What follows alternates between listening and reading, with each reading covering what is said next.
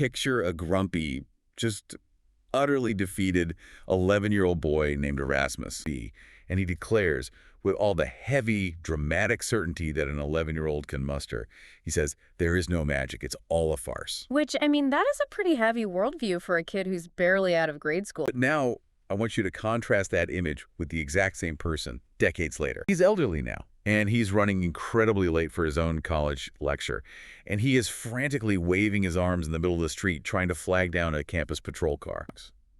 Because he desperately needs a ride so he can rush his students this precious, tiny blue and yellow children's book equipped with a little bronze lock and key. Right, because the sources argue that magic isn't some supernatural trickery with wands and top hats, and it is definitely not a denial of reality. No, not at all. Instead, it is a deliberate, highly practical way of perceiving and creating meaning in your everyday life. Think of this concept of magic like a pair of augmented reality glasses. But the data, the color, the meaning that is suddenly overlaid on top of that physical world, that changes everything about how you interact with it.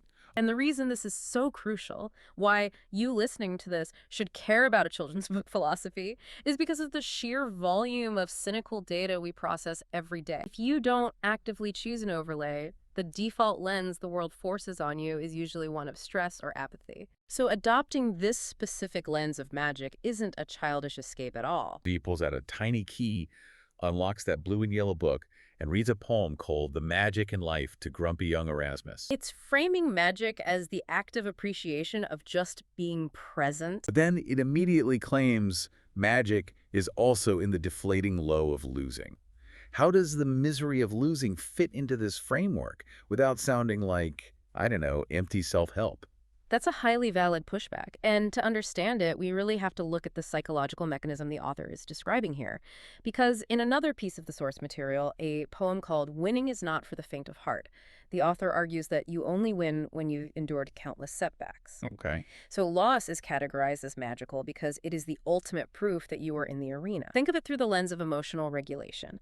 If you build walls to protect yourself from the deflating low of losing, you simultaneously numb your capacity to feel the exhilarating high of winning. Feeling the raw, agonizing sting of a loss is undeniable proof that you cared enough to put your heart on the line. That vulnerability, that friction of participating in the risky game of life is the mechanism of magic. But it totally reframes failure.